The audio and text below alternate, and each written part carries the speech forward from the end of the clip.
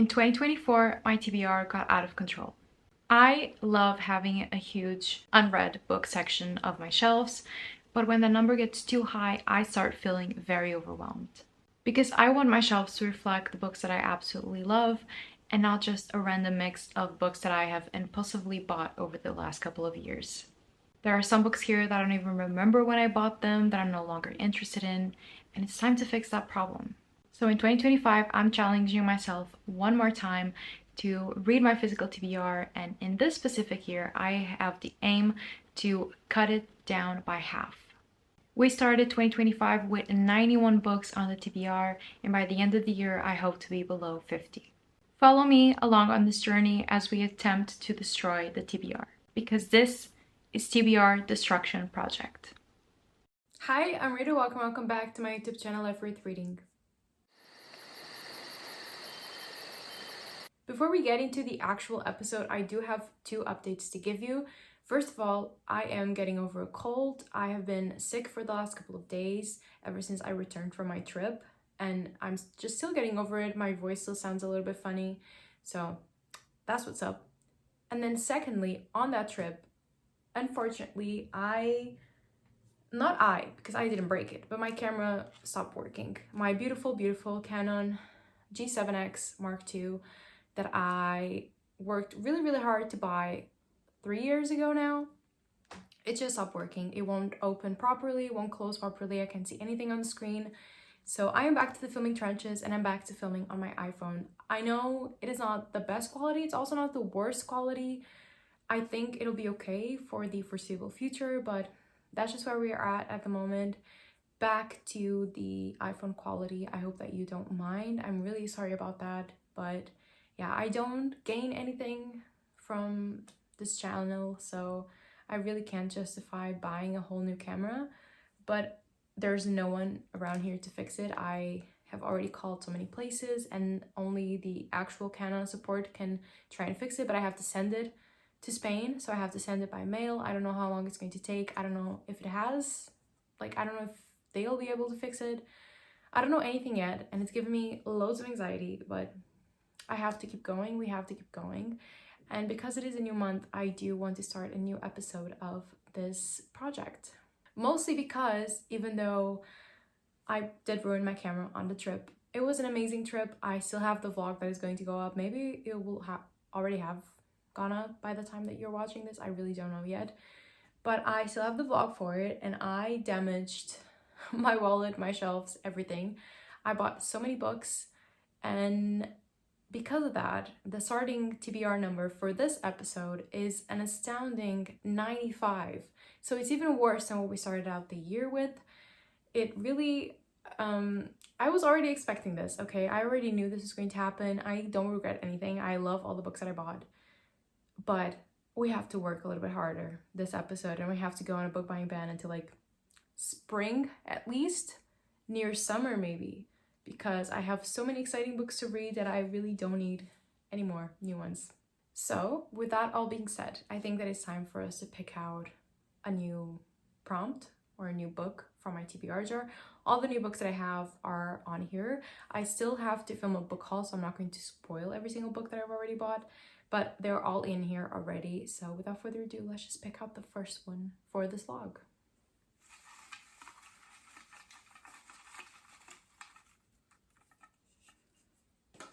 This one.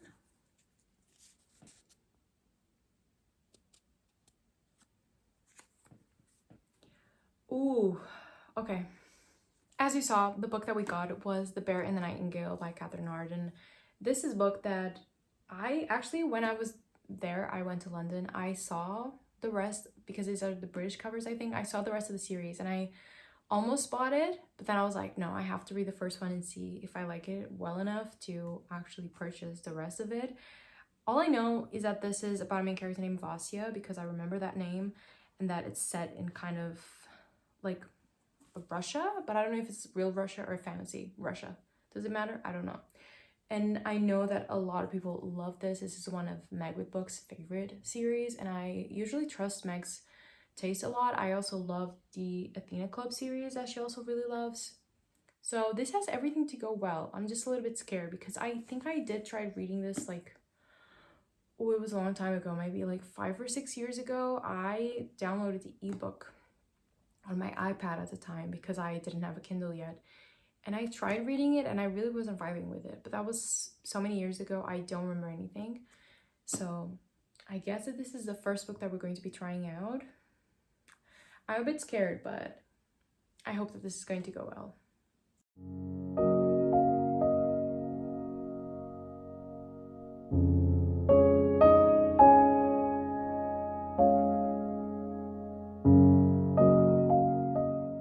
Hello friends, good morning. My voice still sounds really weird.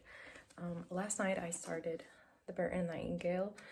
I didn't read a lot of this. I read 20 pages only because I forgot to mention that I was finishing an ebook.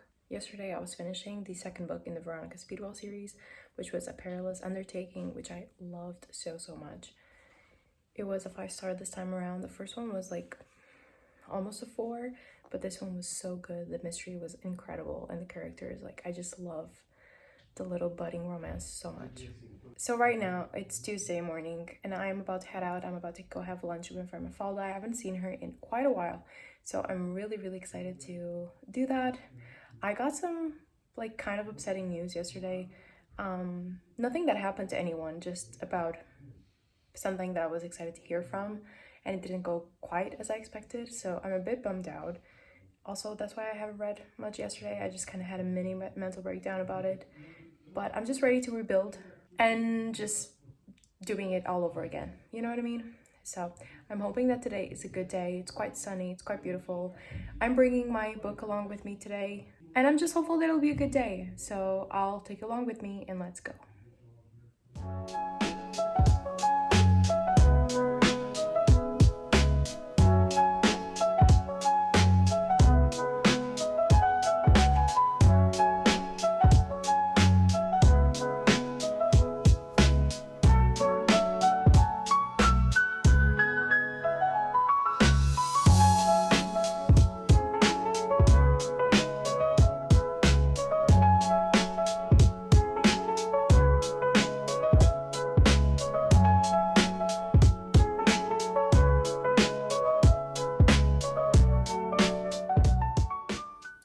Hello, it's reading update times. I am currently on page 83, chapter 9 of The Bear and the Nightingale, and I am enjoying it. I think that this is a very slow start. It's not the most compelling yet. I wouldn't say that I'm bored. Again, I wouldn't say that I'm bored necessarily. I just think that it's a very slow start. It's not the most compelling, but I think that I'm having a good time yet. We're following this family, I don't know their last name. Vladimirovich. So we're following this family that has a lot of children, and the last born, which is Vazia, our main character, who's going to be Vazia, our main character, she was born with maybe some abilities. We haven't really seen them manifest yet, but her mother talked about that side of the family and the fact that her grandmother used to have those types of powers and that Vazia would be born with them. We haven't really seen that yet, but it's just something that she suspected. And then after the birth, she sadly passed away. And now we are, I think, 6 or 7 years later, and the father never remarried, and he now has gone to Moscow to maybe search for a new wife because he feels like Vazia needs a mother figure in her life, because they have this old maid, but you know, she doesn't really see her as a mother figure. And Vazia is a very irreverent child. She does misbehave a lot, so they think that maybe she needs like a more motherly figure in her life. So now we are also following the father and 2 of the sons in Moscow as they are searching for this new wife. I think I was saying that we're following the father and the 2 sons in Moscow now because the mother that passed away also had some connections to the royal family, and so they are there in the court trying to figure some stuff out before returning to their village. And that's all we got so far, honestly. That's the furthest we've gone into the book. So I'm enjoying it, but again, it's not very compelling yet. So right now I have to leave. I have to give a package because I sold something on Vinted, and then I actually have to also pass by the post office because I have to ship my camera. I am so scared, honestly, but yeah, I just have to do that. So I don't know, we'll just have to see how that goes, but I'm really, really scared. Okay, so those are my reading updates. It's also a beautiful day, so I'm going to enjoy a little walk. And yeah, we're going to continue reading later. I have already read this morning. I read like 40 pages this morning, so hopefully I can keep that momentum going and I can actually read. I don't know, I would like at least to reach page 100, of course, but the more that I can read today, the better. So I'll update you later, but now I'm just going to head out and enjoy the sun for a little bit.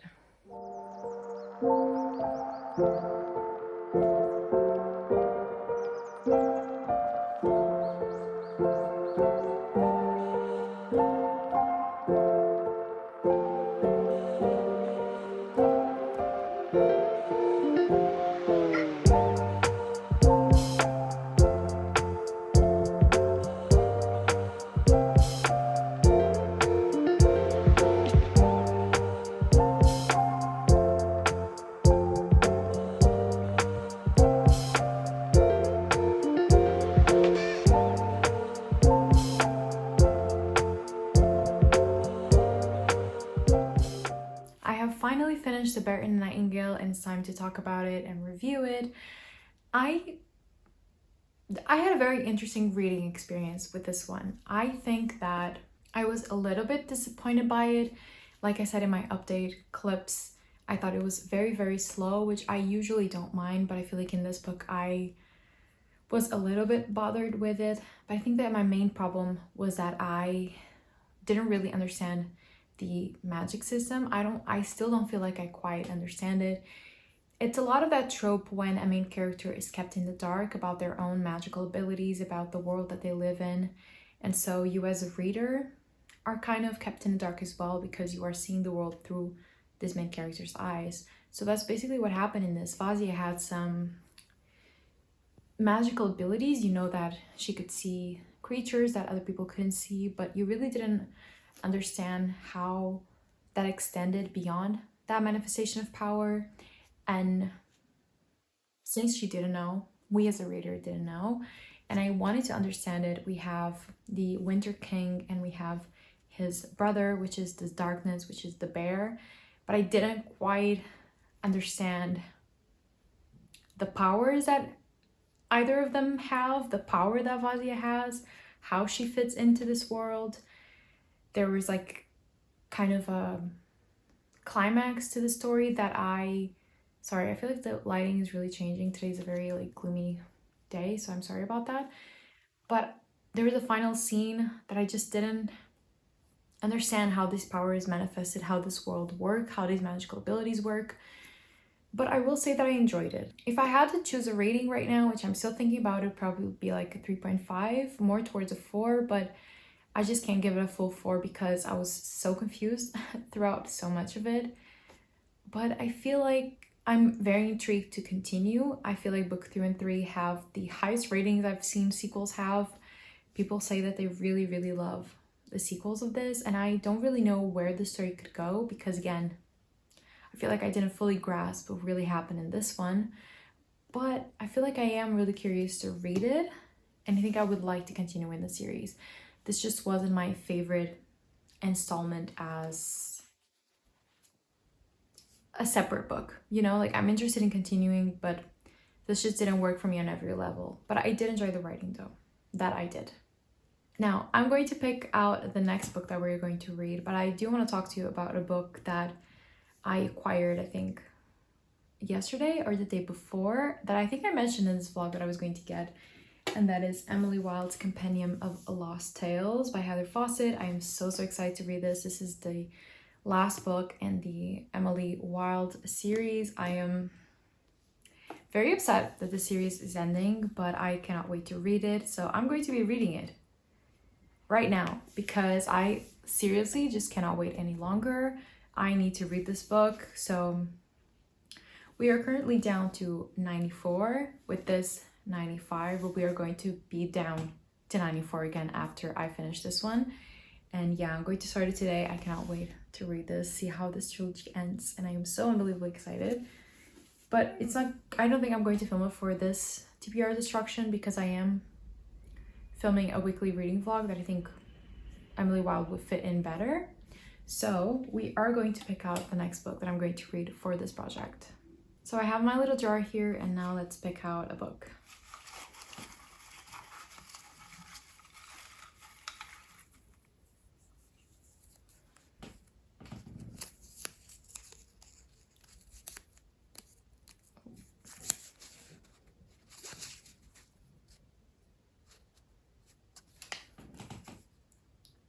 Oh, that's really exciting actually. So the book that we got was Private Rights by Julia Armfield. I am really surprised that this was chosen. I bought this book very recently on my birthday. I think it was almost 2 months ago. Wow, it's been almost 2 months. Wow. And I am so unbelievably excited. This is like a dystopian climate fiction, and I loved Julia Armfield's Our Wives Under the Sea. So I really cannot wait to read this one. I know that the synopsis, people have said that it's not very enlightening as to what the actual book is about, but it says, it's been raining for a long time now, for so long that the lands have reshaped themselves. Sisters Isla, Irene, and Agnes have not spoken in some time when their estranged father dies, a famous architect revered for making the new world navigable. They find themselves uncertain on how to grieve his passing. As the sisters come together to clear his grand glass house, they begin to sense that his magnetic influence lives on through it. Something sinister seems to be unfolding, something related to their mother's long ago disappearances and the strangers that have been unusually interested in their lives. I don't know. I cannot wait to see what Julia Armfield does with this book, and I feel like this is such an exciting pick. I don't know. It just feels kind of wrong when the TBR jar picks a more recent book instead of like a backlist book, but nonetheless, I will gladly take this pick. And yeah, these are the 2 books I'm going to be reading next, and I cannot see how a month could go any better than this. Oh people, it has been about 1,000 years since I've started Private Rights by Julia Armfield. I thought it was finally time to give you a fucking update. It's not going to be a very big update because it's very late at night. I got home from university a while ago. I had dinner, but I'm just very tired and I don't feel like talking for a long time. I just want to take my makeup off and go to bed. But since I am looking a little bit presentable at the moment, I thought I would give you an update on how Private Rights is going and if you know anything about me. This means that it's going very well. This is a climate fiction book. I know it has like some themes of horror, but it's not really that present yet. I am currently on page 250 and I am absolutely loving this, mostly because of the writing. I just love Julia Armfield's writing. I love her character work so much. All the characters in here, the 3 sisters that we are following after the death of their father, are so real. They feel so unbelievably real, flawed in real ways. Their thought processes, like they have certain moments where I thought to myself, I've gone through exactly the same thing. I thought exactly the same thing.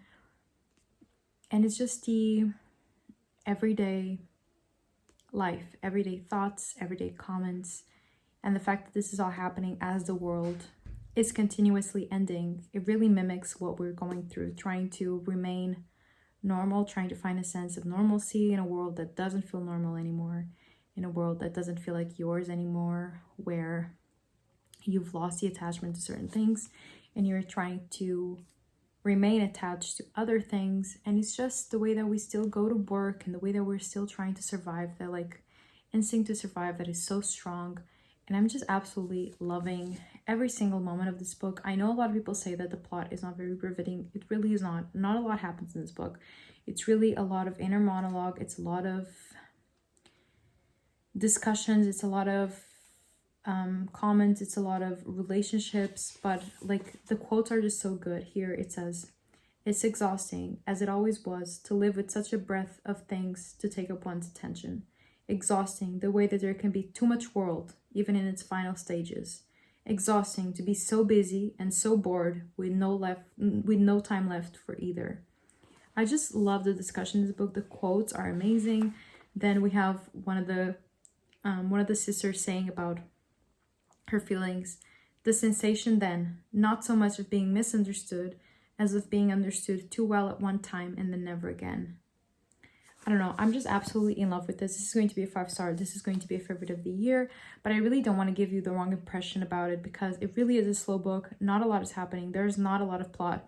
It's end of the world, but it's end of the world in the way that things just keep on going and people have jobs and people are trying to survive, and there's relationships, there's sex, there's death, there's everything that usual life has. And it's just fascinating and I'm just loving it. So if you feel like you're not going to enjoy a book because the plot is not very strong, I don't suggest that you read this.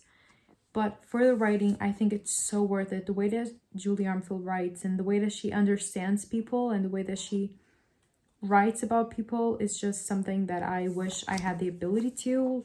Her characters are so realistic. They are so, I don't know, I'm just blown away by,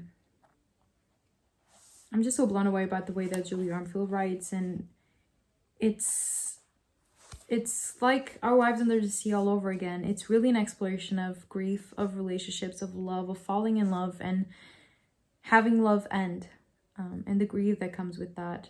And it's so much more than a horror story or a book about being underwater. It's so much more than that, in the way that this book is so much more about trying to keep on as life continuously becomes worse and trying to carry on and how to feel about it and how to feel about each other.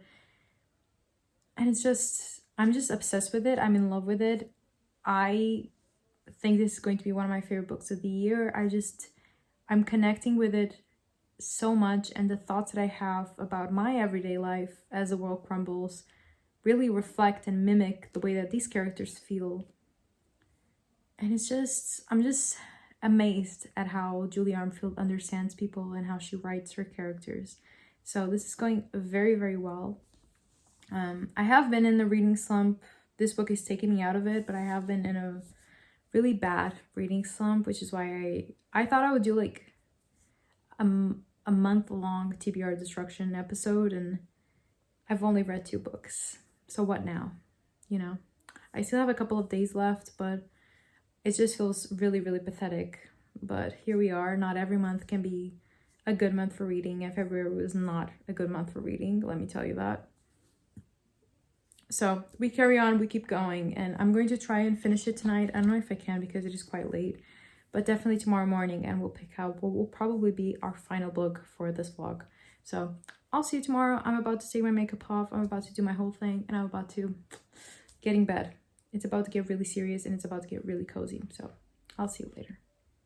So I have finally finished Private Rights, and I just realized when I was editing this video that I've only worn red and Bordeaux in this video, which is really strange. I apologize for that. It's not the same shirt. I've just worn all the red things that I have. But I have finished my book, and I want to pick out the last one for this vlog.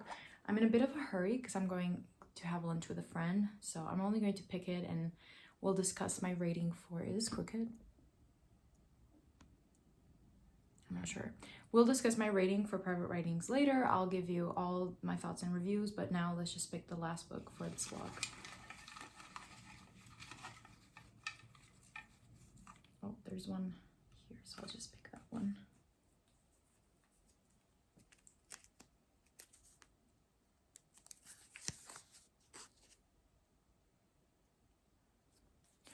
A Little Luck by Claudia Pinheiro. Okay, so this is also a newer book that I'm really excited to get to. Oof. Okay. Hi, I'm here to wrap up this TBR Destruction episode, tell you my final thoughts on Private Rights by Julie Armfield because I never gave you a decent review, and also talk about A Little Luck by Claudia Pinheiro. Like I mentioned during my updates for this book, I really, really loved it so much. I think it's going to be one of my favorites of the year. I thought the writing was phenomenal. The quotes are burned into my brain. I haven't been able to stop thinking about this book. It has been quite rainy lately, and every time that it just rains, I just imagine this world where it never stops raining and people have had to adapt to that and trying to regain a sense of normality when it's really so impossible in the way that the world is, and it feels a little bit too real.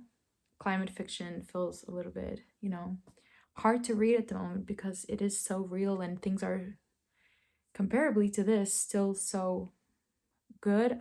I mean, obviously things are really, really bad, but when you read something like this, it just reminds you of how worse it can get and how we all wish, like those of us who are not in power, wish that we could reverse this course that we're heading towards. But anyway, about the actual book, it just was such an experience. Again, do not read this for the plot. There isn't much plot, but the book itself is so worth the read. I feel like Julie Armfield is so talented. The way that she writes her characters, her thought process, the quotes, guys, like the quotes, I think about them all the time, and I just love this book so much. I'm so glad that I read it. I'm so glad that it wasn't a disappointment. It was actually such a surprise. I know it has some kind of mixed reviews at the moment, but I thought it was wonderful, and I'm going to keep talking about it all year because I know this is going to end up on my favorites of the year. So honestly, I'm just so excited that this happened and that I got a true 5-star read, because The Perilous Undertaking was so much fun, and it was kind of like a 5-star, but it was a fun 5-star. This is an amazing 5-star. So I'm really glad that I finally read it and that it wasn't a disappointment to me. Now, moving on to the book that I'm currently reading. Unfortunately, I'm not really enjoying this book. And before I actually talk about it, I have to be honest. I'm going to travel tomorrow morning. So I'll be away as you're seeing this. And I just have to wrap up the episode now or I won't be able to upload it. And I really wanted to stick to a schedule, and I just was really, really busy today, just prepping for the trip, and I couldn't actually finish. I'm going to finish it tonight because I only have about 100 pages to go. This book is quite short, so I am going to finish it today, but not for this video. And yeah, I just wanted to let you know that I'm sorry it's not the full review, but I am going to be finishing it. So, A Little Luck by Claudia Pinheiro. Like I said, I don't know if I said in this video or if I talked about it in another video, because this is going to be on my TBR for the next couple of months. This book is about our main character who is revisiting Argentina 20 years after a major accident has happened. She's kind of changed her identity, her appearance, and she is returning. We don't really know why, and we don't really know what happened. And I loved Elena Knows by this author so much. It's right over here. And I love that book with all my heart. That was one of my all-time favorite books now. It's a book that I really want to return to so I can actually annotate it, because at the time I read it on ebook. And I really just want to take my time with it, with this reread, because that's a book that I care so much about. So when I saw that there was a new book by the same author, that was actually, at least on Goodreads and such, this one has been actually better received than Elena Knows. Elena Knows has a lower average rating than this book has, so I was really excited. I thought, okay, like, this is at least going to be something so interesting. Her writing style, at least on Elena Knows, is so experimental and it's so reflective of what the characters are going through, which I think is so interesting. It's not just, it's a writing style that reflects what the characters are feeling, what the main character of the book is feeling, which I thought was such a great idea. So I was really excited to start reading this book, and I'm just really, really underwhelmed. I don't really know what to tell you. I'm not really liking this main character. It's very repetitive and it's just underwhelming. It's just boring. I don't quite get it. I don't really get the hype for it. And yeah, I'm halfway through and we haven't covered at least what I think the accident was, not really the consequences that it had, but at least what the accident was. And I'm not really feeling it, and I don't see how the second half will change much things. I'm just very underwhelmed. I don't think the writing style is anything special, and I just don't really care. And that's very shocking to me because of how much I cared about Elena and Elena Knows. So it's very shocking to me that I'm feeling so underwhelmed by this book. Hopefully that'll change, but for right now, I'm really not enjoying it, which is really, really sad. But in any case, it's time to discuss our final numbers for this episode. So let's talk about it. We technically started this episode with 95 books, but then I bought a 96th book, which was Emily Wilde's Compendium of Lost Tales, but I read it, so we went back down to 95. Then I also was reading The Bear and the Nightingale by Catherine Harden, which I enjoyed. I haven't thought much about this book, honestly, but I think I will continue on with the series, and that brought us down to 94. And then I read Private Rights by Julie Armfield, which was incredible, and we went down to 93, 95, 94, 93. Well, I guess that doesn't really make any sense, but okay. And then I read. This was outside of this TBR Destruction Challenge. I really wanted to try and reading Love in Color. I didn't really like this book. I ended up DNFing it 3 stories in, which was really disappointing. I'll talk more about it in a future wrap-up because it was not part of this episode, but it is a physical book that I DNF'd, so I am counting it for the actual number. And then we are currently finishing A Little Luck by Claudia Pinheiro, which will hopefully bring us down to 91.